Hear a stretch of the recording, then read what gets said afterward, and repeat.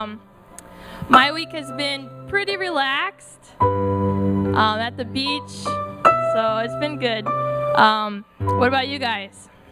Guys still chatting, so that's all good. Check mic 1 2. We're listening. No, that's all right. It's Can you hear me? good week, great week, awesome week. Check Anybody? mic 1 2. Don?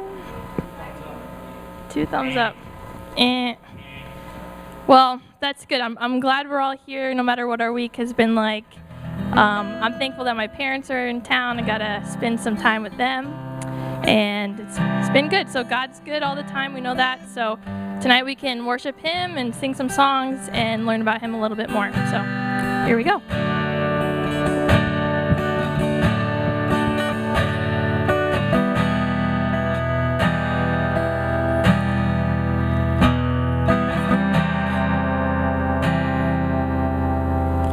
Christ is my reward, and all of my devotion.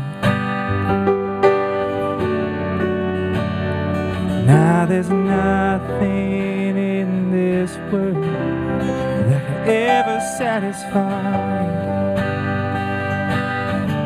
It's through every trial my soul will sing, no turning back.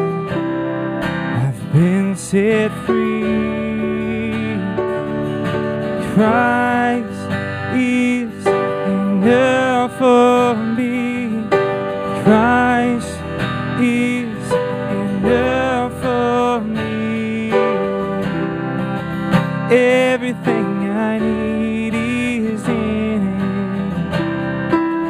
Everything I need.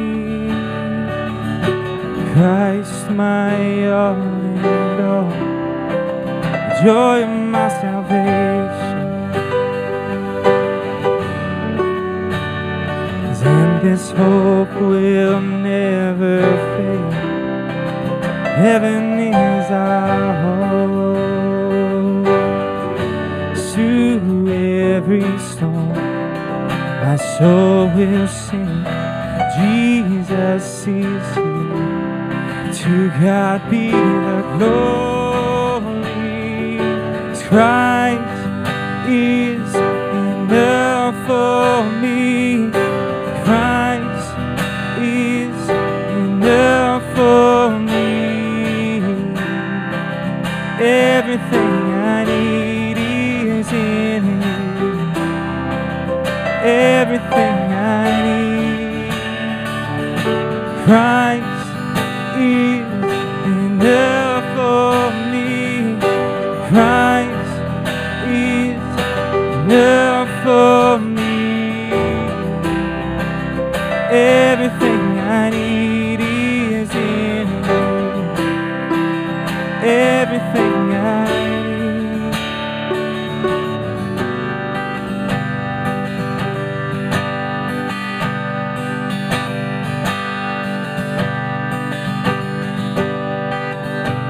I have decided to follow Jesus.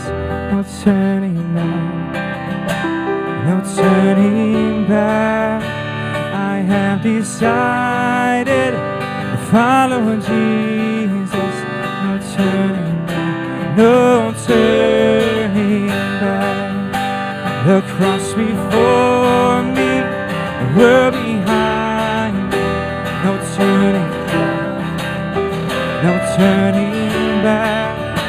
The cross before me, the world behind me. No turning back, no turning back. 'Cause Christ is enough for me. Christ is enough for me. Everything I need is in Him. Everything I need.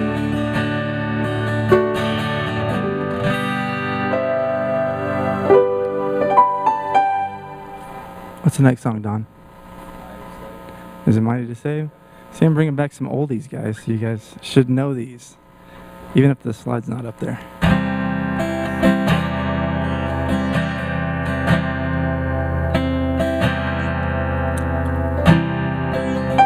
Everyone needs compassion, love that's never failing.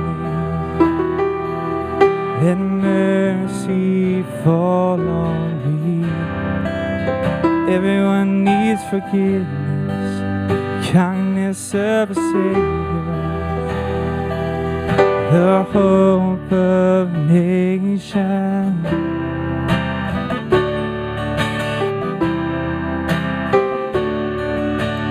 Savior, He can move a mountain. My God is mighty to save. He is mighty to save. Forever, author of salvation. As He rose and conquered the grave, Jesus conquered the grave.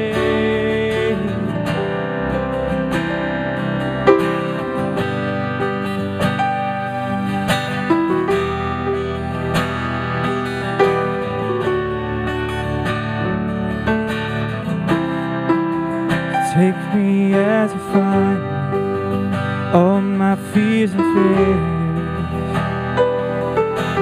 Fill my life again.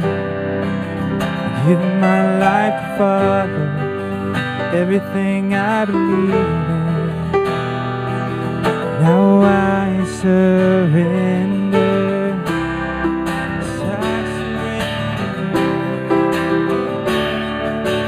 Savior, He can move a mountain. 'Cause my God is mighty to save. He is mighty to save. Forever, author of salvation. As He rose and conquered the grave, Jesus conquered the grave. So shine your light and let the whole world see. Singing for your glory of the risen King. Jesus, shine your light and let the whole world see. We're singing for the glory of the risen King. Savior, He can move the mountains.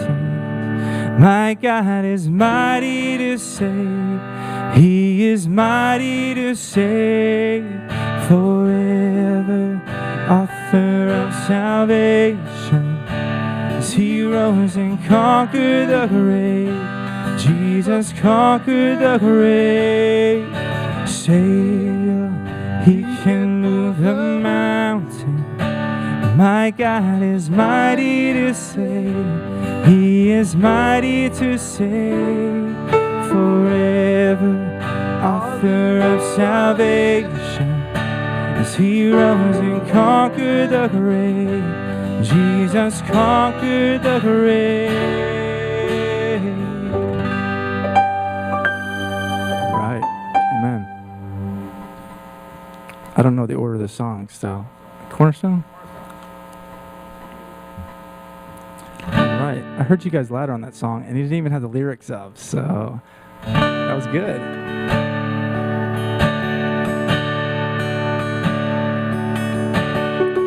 My hope is built on nothing less than Jesus' blood and righteousness. I did not trust the sweetest frame, but wholly trust in Jesus' name. Sing that again. My hope is built on nothing less than Jesus' blood and righteousness. I did not trust the sweetest frame, but only trust in Jesus' name. Christ alone, cornerstone, we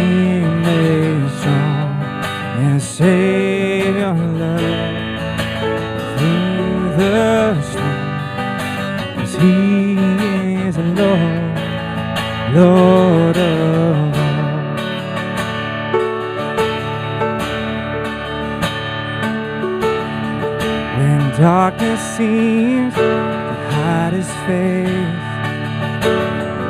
I rest on His unchanging grace.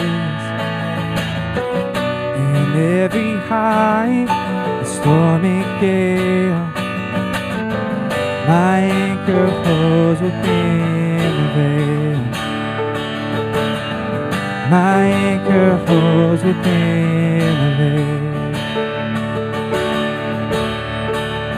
Christ alone, cornerstone, we made strong in Savior's love. Through the storm, He is the Lord, Lord of all. Christ alone, cornerstone, we are made strong in the Savior's love. Through the storm, He is the Lord, Lord of all.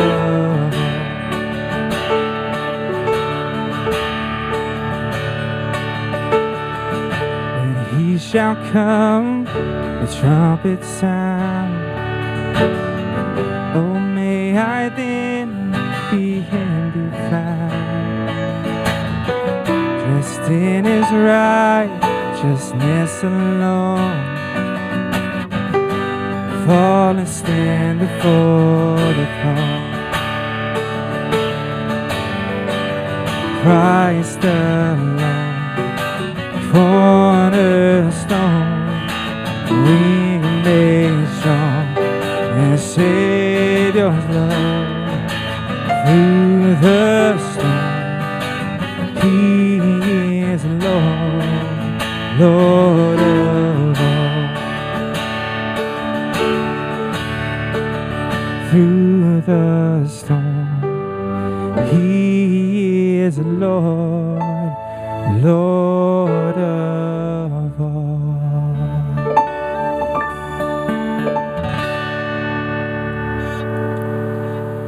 Do you want to sing a song before the prayer, or do you want to do it after?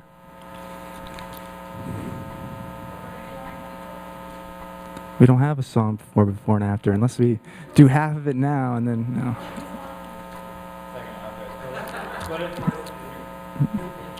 All right.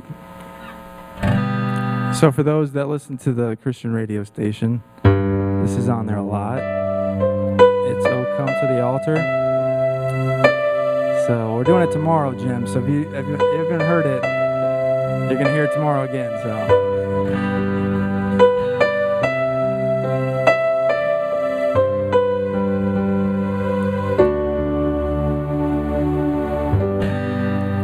Are you hurt and broken within, overwhelmed by the weight of sin? Jesus is calling. Have you come to the end of yourself? Do you thirst for a drink from the well? Jesus is calling. Oh, come to the altar. The Father's arms are open wide. Forgiveness was brought with the precious blood of Jesus Christ.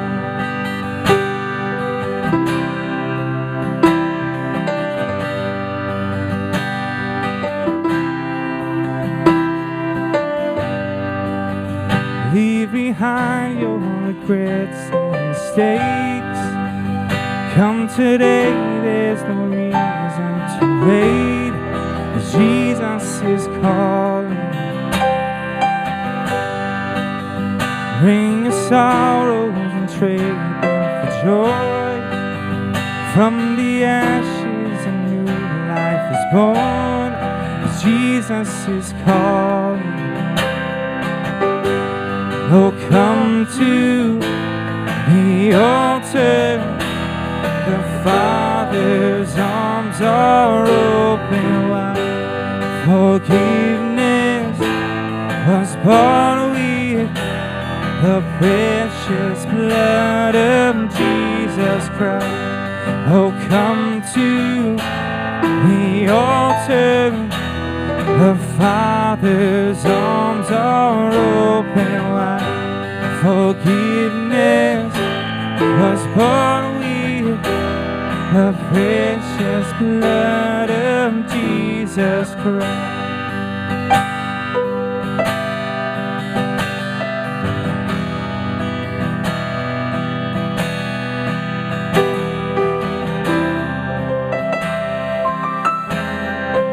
Oh, what a Savior! Isn't He wonderful?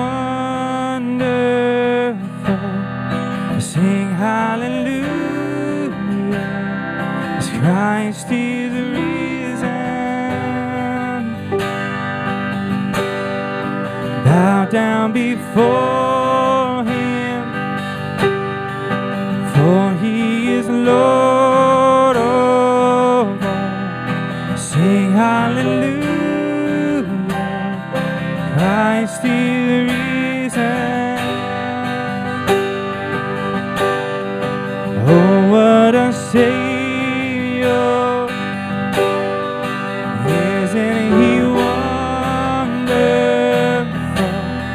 Sing hallelujah, Christ is risen. Bow down before Him, for He is Lord of all. Sing hallelujah, Christ is risen.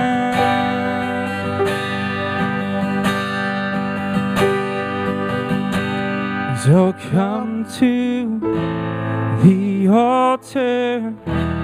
The Father's arms are open wide. Forgiveness was bought with the precious blood of Jesus Christ.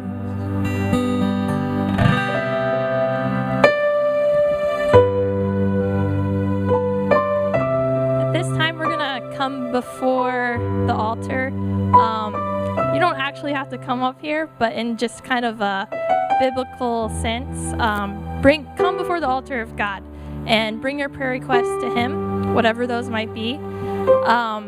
I was just thinking when I was sitting here, we've been doing Platform 25 every other week for about a year now, which is really awesome. We can't do that on our own, but through God and His power and His will and His help, and from everyone here that helps out with it.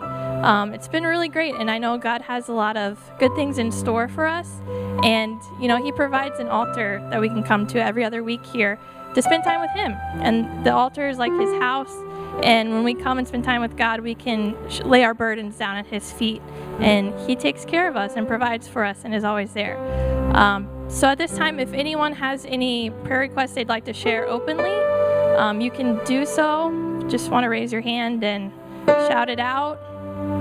Other than that, we can just say a prayer and sing the rest of the song. Alex.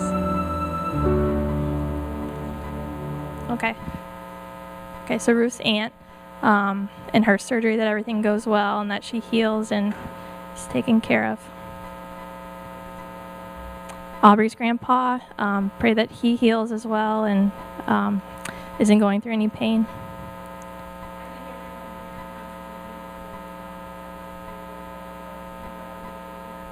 Amen. Okay. Thank you. Anybody else? Yesenia? Your job in a silent prayer? Okay. So you're still looking for just work or a new job? Just your job. Okay. All right. Anybody else? Well, I know we all have prayer requests, and so we'll just kind of keep everyone in prayer as well. Just found out this week, one of our managers Her father passed away this week, so she's in Peru with the family. So I want to pray for her and her family. Her name is Marilyn. Marilyn, her family. Okay. All right. Well, at this time we can bow our heads and we'll say a prayer. Dear God, thank you so much for just your love and your kindness and being our Father in heaven that has an altar for us that we can come to and lay our burdens down at your feet. And just knowing that you are our Father and you're going to take care of us just like a father takes care of his child. And all of these things are very dear and precious to you. And we know that when we place them at your feet, you will put them in your hands and you will take care of them for us. I just want to lift up tonight Ruth's aunt. I just pray that you would be with her, be with the doctors doing her surgery. I pray that everything would go very well and that all of the cancer would be taken out and that she would heal so she can serve you and enjoy life with her family. I also want to lift up Aubrey's grandpa. I pray that you would be with him and you would be with his pain. I pray that you would just help him so he doesn't feel that pain and heal him. God, help him in all the things that he needs to do. Just surround him with your angels and be with the doctors and be with his family during this time. I also pray for Yesenia and her job. I pray that the situation there is taken care of according to your will. I just pray that you would bless her in her work, help her to be a blessing to other people, and please be with her silent prayer request. Also, I pray that you would be with Don and his manager and her family during this time of loss. And if she's in Peru, I just pray that you would be with her during her travels, that she would be safe.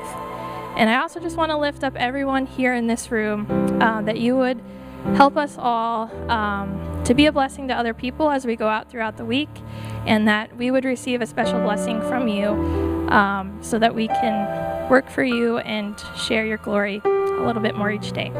Thank you for this time together. I pray that you would speak to our hearts and lift our spirits up tonight. In your name I pray. Amen.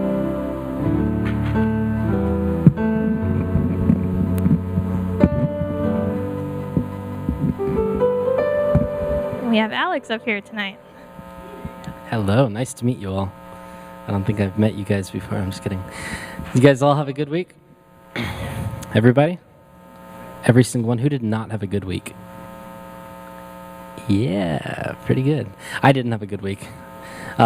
I got sick this week, and so I've been I haven't been sick in a while, but this one kept me homebound for a couple days, but I'm good now. I feel great. And they're just switching over to my presentation tonight. And if they can, there we go. All right, so tonight I wanted to talk to you guys about something that's been really dear to my heart, and I'll even say it's dear to our conference. Here in the Florida conference, your pastor, he's been sent to meetings, and they paid a lot of money because they want to instill this idea of being missional. Who knows what it means to be missional? What do you guys think that means? I know some who come up to Port Charlotte have heard this before, but anyone have an idea? What do you think it means to be missional? Okay, what does it mean if you are on a mission? Any ideas? You have a goal, right? Okay. And okay, so yeah, that's what it means to have a mission, to be on a mission. Now, you said it's outreach, right? So when we talk about missions, when we go on a mission trip or we're doing missions, we go down to a local food pantry, we're doing missions, right? And what would you say that is? That would be kind of an event, a process, something that we undertake. So we take this mission, and when we undertake it, we're doing missions, right? So what do you think missional is? What do you think the difference between missions, mission, and missional? This is the big key. All right, so I'm going to just give you the answer. Being missional means living missions in our lives. Our life is a missionary. We are always a missionary wherever we go and whatever we do. And I'll tell you, I think that this is something that was really key in the New Testament. It was key throughout God's plan for us as Christians, as disciples of Christ, because the disciples, when they lived their lives, do you ever see times where they weren't living in mission? Do you ever see times where they're not? I mean, every interaction we read about from them, they were trying to compel people to Christ, right? They were trying to influence and to attract and to just convince people to accept Christ. So missional is being a missionary wherever you are. And if you think about it, ecclesia, it means called out ones. That's what the church is. The church is the ecclesia, the called out ones, but it also has a sending, that we are the sent ones. And so there's two different words up here, missional, and what's the other one? Attractional. I want to try and help you to understand, and I hope that it will become clear to you tonight that church today, that there's two ways of doing church. There's number one, we can be a missional church, or number two, we can be an attractional church. And I think as we go throughout history, we're going to see a difference. So, what is a missional church? A missional church is the church participates on Christ's mission in being sent in the world to seek and save the lost.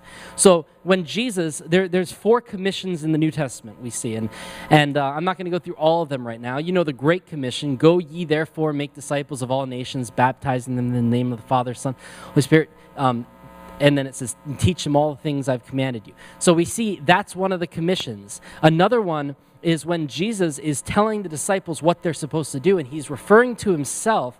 He says, I was sent to seek and save the lost, but he's speaking in terms of, to the disciples, this is what you are supposed to be doing. You're supposed to be doing what I'm doing, which is seeking and saving the lost. So that's being missional. It's actually being sent out to go and seek and save the lost. Attractional, the church works on being the most attractive option, competing with other social events to earn the most attendance, money, and I'd say even attention. Now, you have these two different models. There's the missional church, and then there's the attractional church. Now, I'm going to go through a few different differences between the two, and I want you to be thinking about your own setting, whether it's this church here, whether you're visiting from out of town, whatever church you go to, think about your church and which one does it look most like. So number one, attractional church. It focuses on programs to bring people in. So where is your time? Where is your energy? Are you spending your energy on committees, and are you spending your energy on food preparation and doing things for events that are taking place here within the church? Or the missional, is it focus off programs and send people out? So are you trying to take as much of your energy and focus that out in the community where people are? Number two, attractional church. Church is an event that happens once a week. So you have church. So church is here. We're physically standing in the church right now, right? And church happens here. It's an event every Sabbath morning. The times are on the door. Whatever, I don't know what it is here. I don't even want to guess. But church happens in these hours on this day of the week. With the missional church, church is much more than just corporate worship. Church is the people. Church is people gathering together, people living together, people doing missions, people doing everything together. When you think of church, you think of people rather than a building. Next one. Corporate worship focuses on pleasing those within the church walls. Now, this is one I had an experience where what's the best way to say this? I've had confrontations with people before in church who didn't like the way that I was doing things because they thought that the way that I was doing things was not pleasing to all the people who were sitting in the pews. And I said to this person, I said, well, who is our mission? Is our mission the people who are here within these church walls, or is it the people who are out there in the community who are not attending our church? And the person thought about it, and I could see the wheels were trying to turn. And the person thought about it and said, well, I think it's to the people inside, because we have to feed the people inside so that they can go out and find other people and bring them in so that they can be like us. That was the idea. That is an attractional church idea. And I'll tell you something. When you look around today, how many truly multicultural churches do you see? Do you see many? What I see when I look around, and I'll tell you this, in in all of South Florida, in the Florida Conference, for example, we have approximately five predominantly white churches in all of South Florida, from Port Charlotte south. There's you here in Fort Myers, us in Port Charlotte, Naples, and then there's really technically two that they say they put Caucasian pastors in Miami, but that's about it. And I'll tell you why. The reason is because in an attractional church, what happens is if you are feeding consumers, if it's all about, I'm coming to church because I'm trying to make people inside the church walls happy, what happens is one group is going to take over, one group, everybody is going to start looking and acting this exact same way. And either you fall in line with that and it feeds you, or you leave. And that's what takes place in the attractional church. It's a consumer mindset where you're feeding one set of consumers. In the missional church, corporate worship sets itself aside in favor of reaching those outside of our church walls. So when we come to church with a missional mindset, instead of thinking, man, this doesn't feed me, or man, the pastor, his sermon I don't like his sermon, or I didn't like how they prayed, or they're dressed like terribly and stuff. Instead of coming with this critical mindset that church is supposed to be something that makes me feel good and it's something that feeds me, what if we take that selfish worship is all about me and we make it about what is going to connect people to God?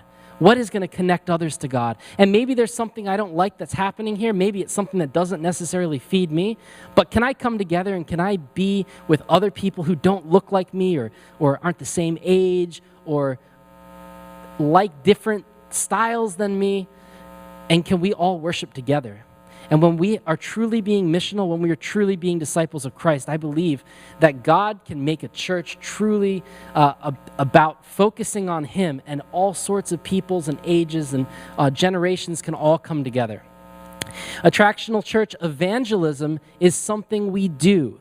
We hold a series, we give a tract, we give a Bible study. How many of you, and we talked about this up in Port Charlotte last week, how many of you like going door to door?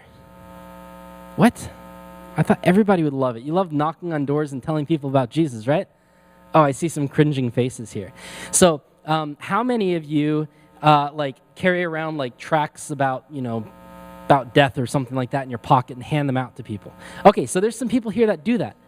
Let me ask you this. How many of you like when somebody, an adherent of another faith or another organization that you don't necessarily believe in, how many of you, when they come and give you something, are necessarily going to change your mind? You put thumbs down. How many of you have found those dollar bills in the ground that it's sitting on, you get so excited, you go pick it up, it's like, I found $1. And then it's like, Jesus loves you. It's like, it's not $1. You trick. We tricked you. Yeah, is that something that is going to really, really reach you? And this is something that's key, because I'll tell you this. For years and years, that's what I operated on. I was a colporteur, in fact. I went door to door selling people. And even better than just giving people books, I convinced them to pay for the literature that I was giving them. And honestly, there are some people, and I'm not trying to discount that, spreading seeds of truth out there. There is a good thing to that. But I wouldn't say it's as successful as the missional church, which evangelism is a way of life. We place ourselves in people's lives and let the gospel working through us do the convincing. So instead of us putting something out there and then be like, okay, I'm stepping back now, we are evangelism. We live evangelism. So when we go and meet someone, then they can be confused by the way that somebody said something mean to us, and we could let it go. Or somebody did something horrible to us, and we can forgive, and people are so confused by that. How could we forgive? How can we respond without anger? How can we do this? And when people are able to see and we place ourselves in their lives and they can see us living in a way that's countercultural but also so attractive and liberating, that then they can ask us questions about why we are the way we are, and then we can make disciples of Christ. The attractional church. Most decisions happen from the top or require board or pastoral permission. Now, I'm not trying to get your pastor here in trouble and get you guys all thinking that this is, every church is this way. I'm a pastor. I am a pastor in my church, and this happens there, and it frustrates the living daylights out of me a lot of times, because what happens is, like, we'll go to a board meeting and we'll have this great idea, we want to get moving on it, and then it's like, well, we need to do this first, and so they're like, okay, well, during this month you work on this, and I'm like, I can do it in 10 minutes when I leave the building, but you have to wait a whole nother month before you can get approval to move to the next step. And that's a lot of times when Attractional Church, it becomes this place about the program. It becomes about what's happening, and whether it's explicitly stated or not, approval, it's this hierarchy of authority that there's a pastor at the top, or not always a pastor. Sometimes there's a patriarch of the church or a family who's been here for a long time who controls everything, and everything has to go through permission, whether it's the official through the board or whether it's the unofficial through whether a family likes it or not. There's this sense of authority from the top.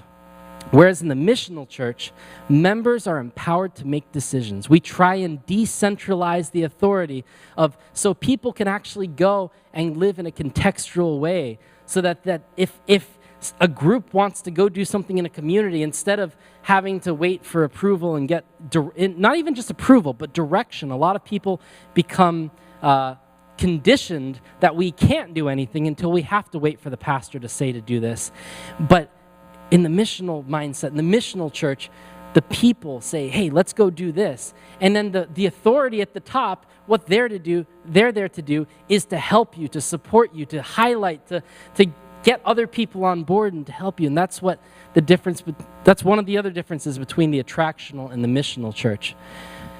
Another one, in the attractional church, we teach, and then we baptize, and then we hope to disciple people for retention.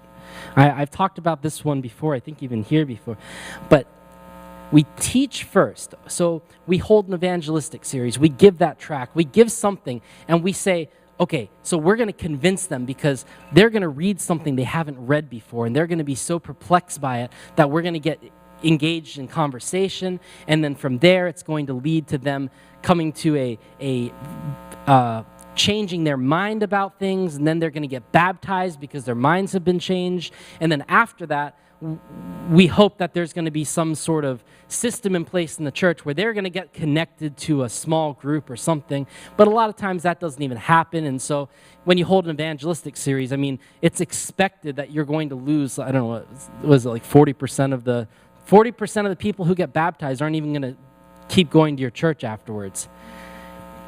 So in the missional church, it's a little bit different.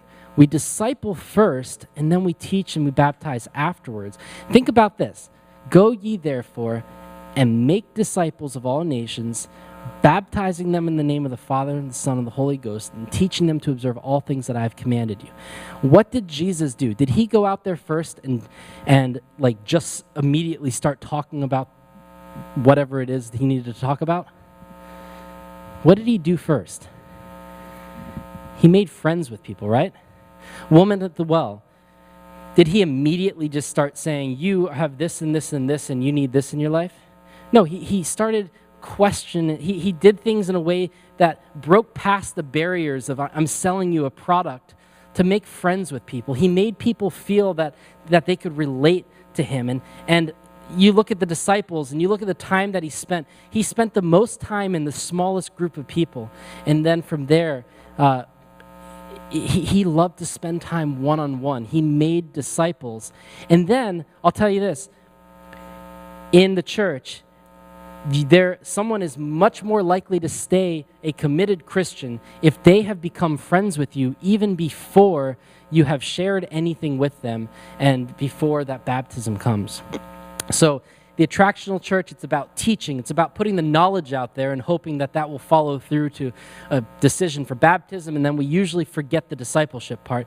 But in the missional church, we disciple. We make friends. We make a friendship now, discipleship is not just a friendship. It's a friendship that calls people to be like Christ. It does require sacrifice. It's not just, I'm going to be your friend and let you be.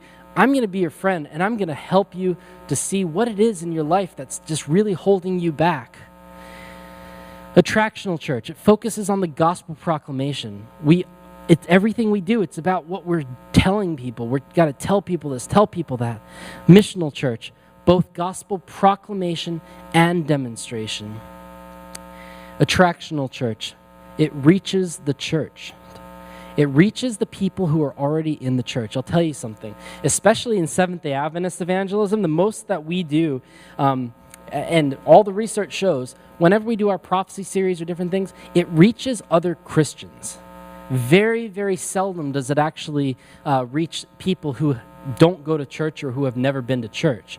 So what we're doing is essentially, and I'm a proponent that there are people who have a saving relationship with Christ in all sorts of faiths and denominations, and I'd even say in different religions. Jesus says there are sheep that are not of this fold.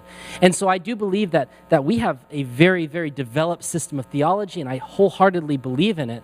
But should we be spending our time focusing on people who have a relationship with Christ at all, or should we be finding those to seek and save the lost, as Jesus said?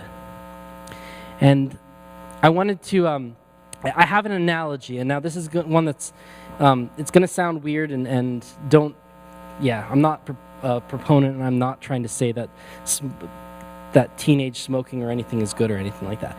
But imagine this. Imagine that you do not smoke tobacco, you've never smoked tobacco in your life, and you've heard of the horrors of tobacco. Maybe someone in your family died of cancer because of smoking. And imagine that this guy right here, let's call him, what are we going to call him? Ron. So Ron here, wait, we don't have any Rons here, do we? Oh, okay, let's, Mitch, no Mitches here, right? All right, so this is Mitch McDonald. Mitch McDonald, we'll go with that. So he moves into a town and he's like, all right, I am gung-ho about tobacco. I'm going to go open up a shop, and it is going to be the most amazing shop. I've got all the funding I need. I've got a big team behind me who's going to help this to go, and we're going to have just the best atmosphere. When you walk in, there's this awesome rug here in the middle on a let's say it's a concrete floor, and it's really trendy, super awesome. Look at these wood cases for all of the cigars from all over the world, the most exotic cigars. It's the most incredible shop in town for tobacco. And it's like, you have one of those inflatable guys outside who's like flipping up and down, and you know, everybody sees it. As you go by, nobody passes up watching the inflatable guys. They're like so addictive. So you know that shop's there. Everybody who drives by, 50,000 cars drive on this business district road every single day. So everybody knows about this place. They even have spotlights out the front when they open up.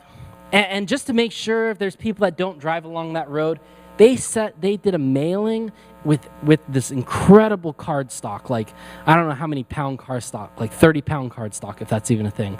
And it's super, super nice. It's glossy, and you get it, and it just looks good, and it has an attractive offer that if you come in, you're gonna get like a free Cuban cigar that was blessed by Saddam Hussein before he died.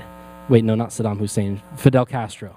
So you've got sorry. So it's like just the absolutely most attractive offer, right? Well, if you don't smoke tobacco, and if you know the dangers of tobacco, are you going to go to that place? Okay, well, maybe for the Fidel Castro thing, let's scrap that. You're going to get a free cigar. How about that? Would you go there for the free cigar? No, you're not going to go there, right? Are you going to go there because it's an awesome looking place and they've got a sweet seat that you can sit on and like read Cigar Aficionado? No, you're not going to go there, right? Why aren't you going to go there? Because you don't smoke. Because none of that is of any interest to you at all, right? Because they're being an attractional model, that they're trying to attract people to come inside. But there's so many people out there that aren't going to come inside because they simply don't care. They don't smoke tobacco. They don't want to smoke tobacco. And in fact, they've heard a lot in the media about what tobacco does, or they've seen it in their family and they've had bad experiences with it. And they're like, yeah, I'm never going to go there because that's bad. So how is this guy going to reach somebody? How is he going to get somebody who has never smoked tobacco to actually smoke tobacco? What's the best way? And this is a horrible analogy. I will fix it afterwards. Huh? Make friends with somebody. We know that most people start smoking tobacco because of peer pressure, right? Because they're around friends who say smoking tobacco is cool or it feels good and everything. And that's why people get hooked on tobacco. Now, once again, tobacco is bad. Do not smoke tobacco. It's not something that's going to be good. My grandfather, he died of cancer and because he smoked tobacco for many years. And so it's a horrible thing. But just think about that with the church. Do you realize that today, the largest growing religious categorization in the United States is the religiously unaffiliated? People who, when the census forms are coming around, they're marking none as their religion. Not that, it used to be people would say, well, I was born Christian, my parents are Christian. Even if I'm a nominal Christian, you still mark Christian. Well, now people are so turned off by institutions and institutionalized religion that people do not want it at all. And so they're going to mark none on those forms. That is the largest growing religious categorization. And can I say that missiologists, that's people who study missions, they're now coming to the realization that America and the West is really one of the largest mission fields in this world.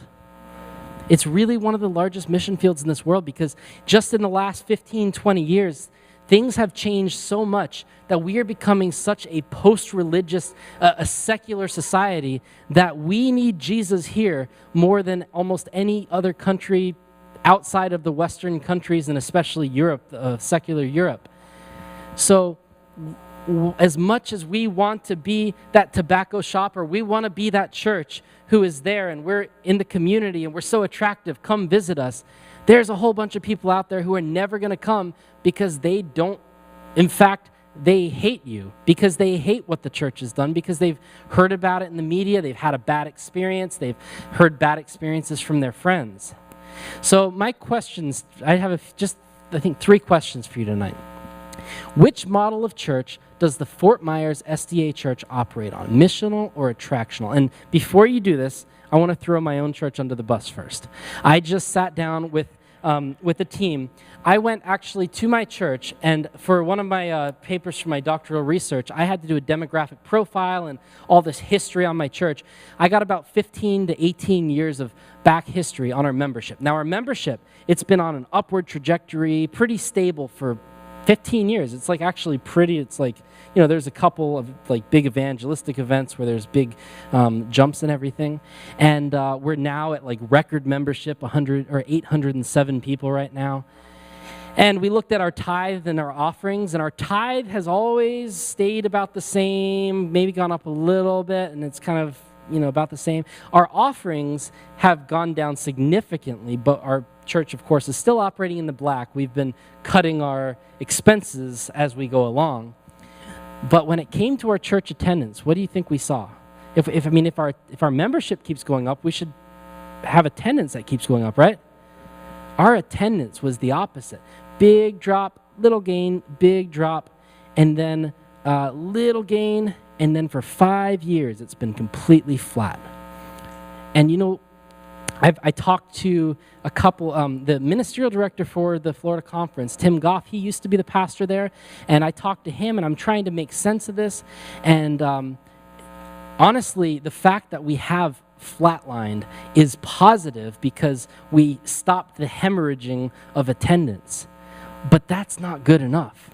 And I talked with Tim Goff about it, and I said, why do you think that is? And he said, during my time, we tried to implement some things to be missional, and it really didn't go well. People liked the attractional church. They liked what they had. They liked their traditional little, we dress up in a suit and tie, we come, we sit, we stand, we know exactly what to do. We get our six-page bulletin, and it has all of our information. We know how to decipher the data, and we know how church works, and we don't want to change that at all.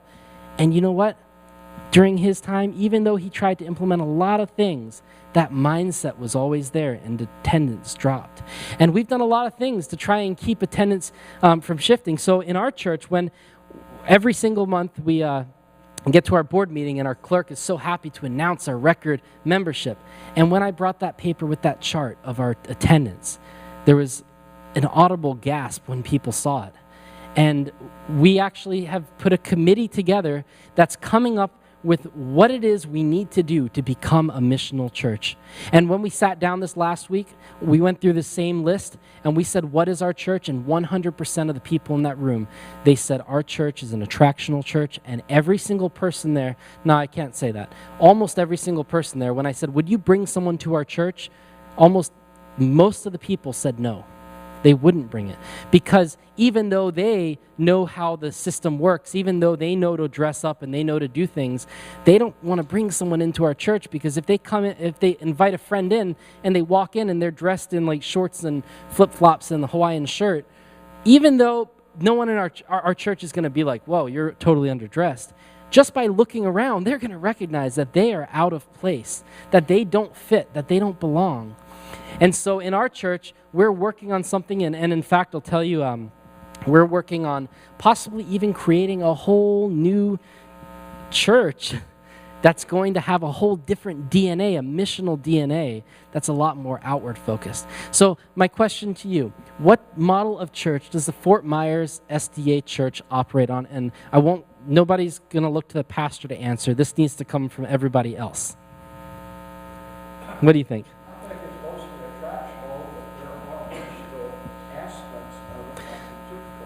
Okay, so like CHIPS program. Yeah. Yep.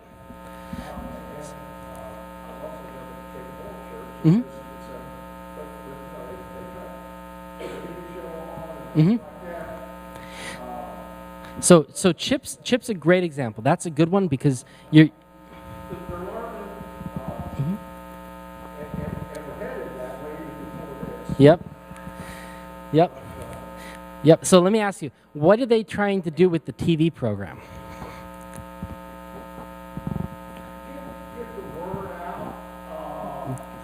Get the word out to what? Mm-hmm. Yep.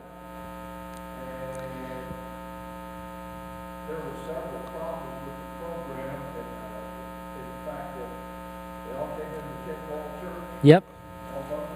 Yep. Oh, yeah? Mm-hmm. So here's my question. Yep. So, but what was the end goal? Was the end goal to try and get people to come into the church? Yeah, indirectly. Yeah, okay. But it's good. That's okay. So get the end time message out. All right. Yep, over here. I think that we were definitely attractional Mm-hmm. in the last year. Mm-hmm. We've been more educated. Yep. And so I feel like we have been doing a transition Mm-hmm. over the last year to where we're all looking for mission That's good. in ourselves and not in the pastor. That's good. And you have a new pastor in the last year, so he's doing his job at trying to move people that direction. Yeah.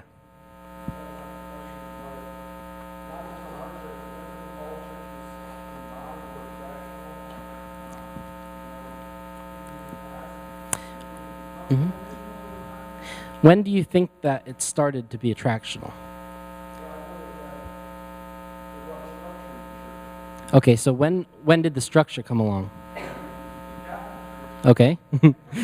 Okay. That's exactly right, because what happened in the New Testament? Where were they meeting? In homes, right? I'll tell you this, that one of the biggest growth stunters of growth in the church is a church building. That is not something that the New Testament model, missional living means that you don't have to have a specific church, a location. This is not where everything has to happen.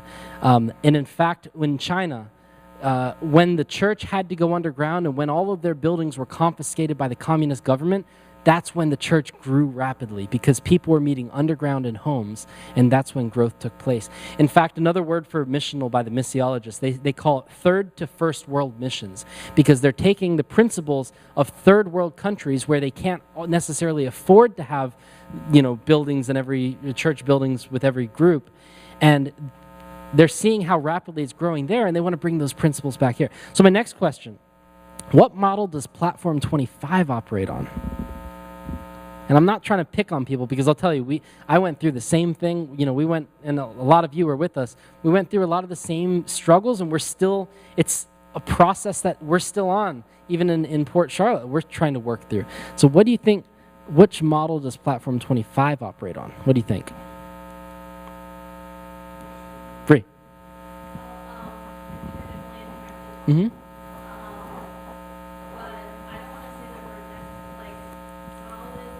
Mm-hmm.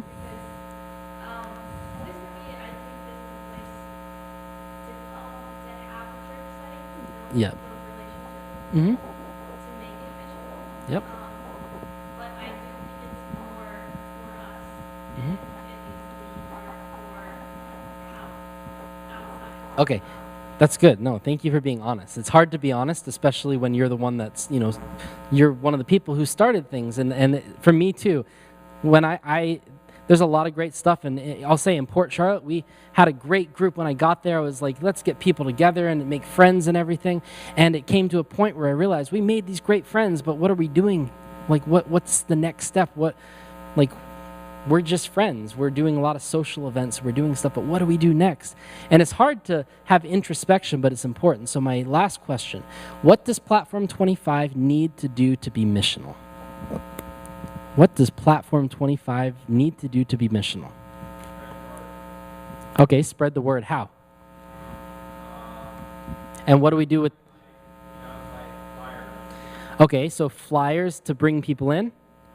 Okay, do you guys think that that's being missional or attractional? So what do we need to do to be missional? Get out of our comfort zone? How so? Be friendlier, okay? Go build relationships, okay?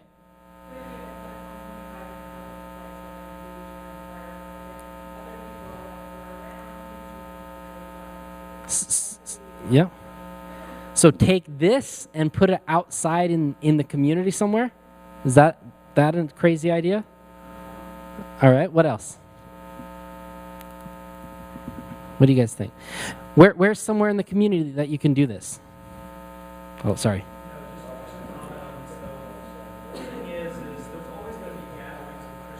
Yep. So that's going to be whether it's doing a platform 25 Mm-hmm. Friday or Saturday morning or Sunday Yep. or whatever. Mm-hmm. That goes back to the early church. They got together Yep. Christians, kind of in-group type of thing. Yep. You know what I'm saying? Mm-hmm. So that's fine. The issue becomes when we're trying to focus is trying to create a magnetism where people are drawn to the in-group as opposed to the in-group really being together more to celebrate God. Mm-hmm. Yeah. Now, absolutely.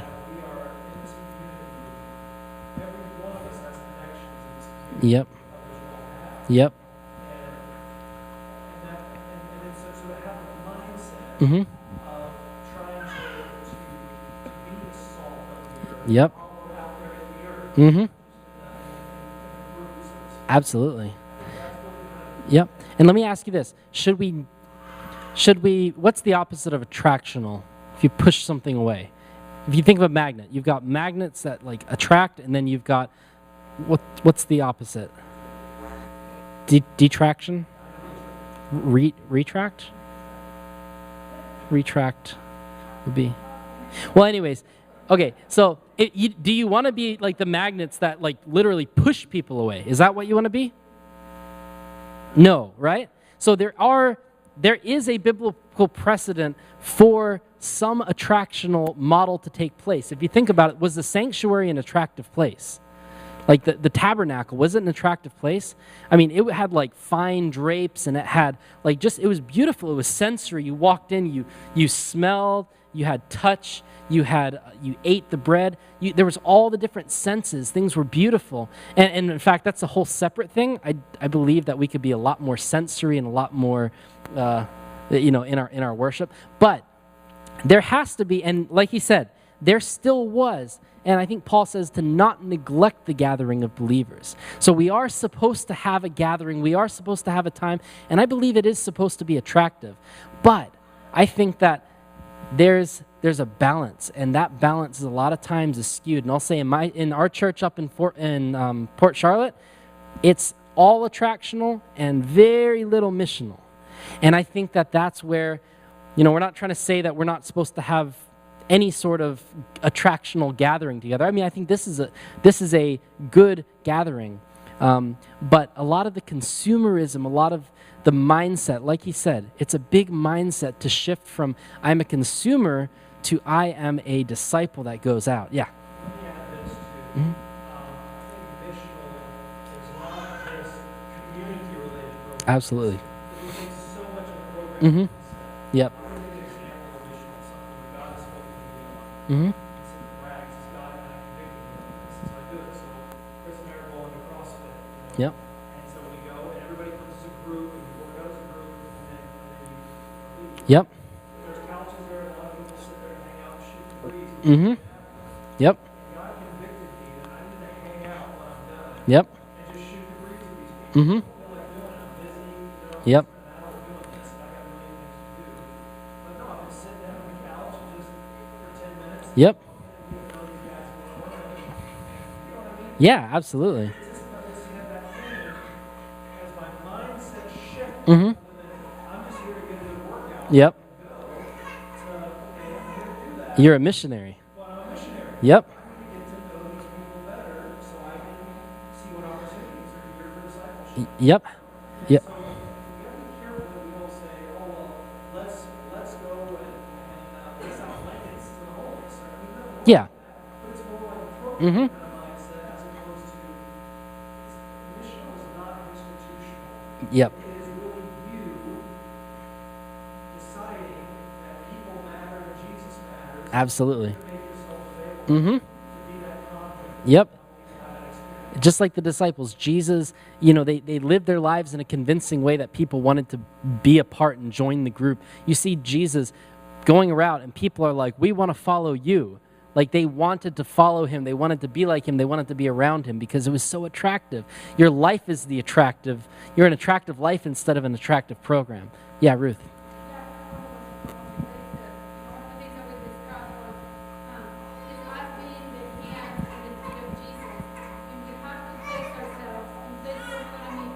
Mm-hmm. So many times with our programs and our church things, we expect people to come. Of course, right now.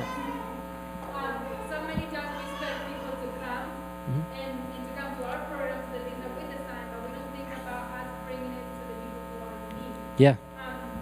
When I was pastoring too, many years ago, it was funny, like the places that I had the most meaningful experiences were at the bars. Mm-hmm. Because that's the place that people went. I mean, obviously it's not because they serve alcohol, Mhm. but people went there for community. Oh, yeah. People went there because they were able to share their issues. Mhm. They were able to be raw, Mhm. honest, and it's funny. There were more Yep. people who were sincere there. That's Yep. what I saw at the time in my church. People can drink at home a lot cheaper, but they go to the bar because there's people. Yeah, so it just kind of struck something on me that it's not a program, it's not a building, but it's us going out there to search Mhm. for those people that my most meaningful conversations were with those people. Absolutely.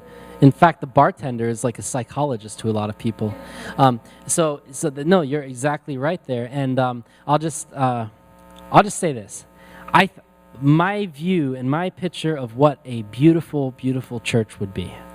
I'll just tell you, if I'm taking the New Testament and applying it to today, and I'll say that there are churches who are already doing this.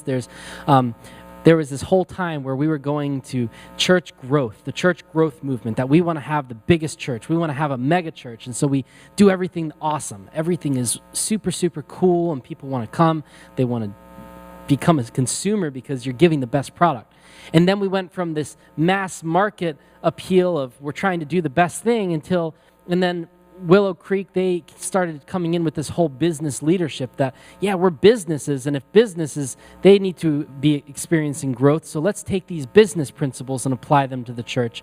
And so we keep going through all these different forms of trying to figure out how to get it to work so we can grow. It's all about, keeping these numbers going.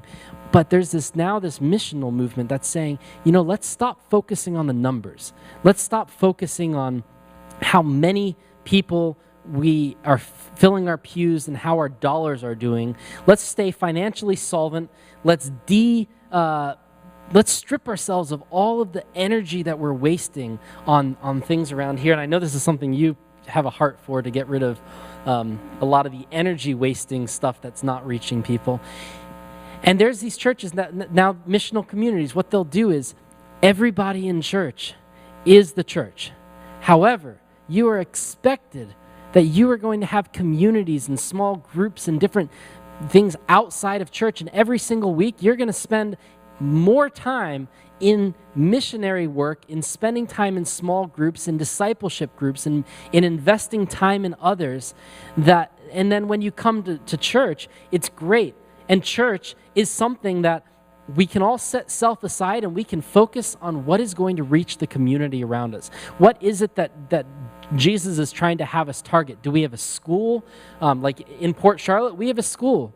We have, like with the two schools together, 150 different families that we can, it's just like God has given us that mission there. Here in Fort Myers, if you look at the surrounding community, you know what it is. And you can see the churches like McGregor and different things that are reaching people. Well, what are they doing? Why are people going there? And so we can set self aside and become a church that's about reaching those in our community, but without failing to neglect the discipleship and the personal time and that time outside of church to really invest and to let Jesus be incarnate in our lives to others. So I think what you said about, or someone said about getting out there is Platform 25. This is good. It's great that you guys have a great program. I mean, these are the coolest lights and stuff. I really, really love this. In fact, I'm going to steal some, take them with us when I go up. But can we live our lives in ways that when we're out and about, we're making disciples out there, that eventually, we want to bring them here. We want them to be a part, but we want to invest ourselves in their lives in much more deep and meaningful ways so that they can not only learn about Christ, but that they can see Christ in us and that they can learn of Christ through our lives. And I think that's the key for us tonight. So I just wanted to leave that challenge with you, and it's something that, it's a challenge for everybody. I'll say this. I have been at our church, and we have not done enough to be out in the community, being the hands and feet of Christ. And that's something that we're trying to change in Port Charlotte. But I just encourage you, be missional, be the incarnation of Christ. Let him live through us, and let's reach the community around us. Yep. Yep.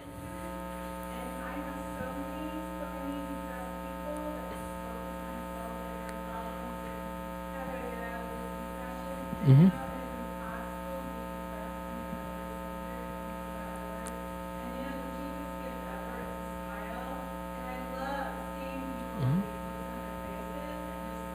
Mm-hmm. Yep.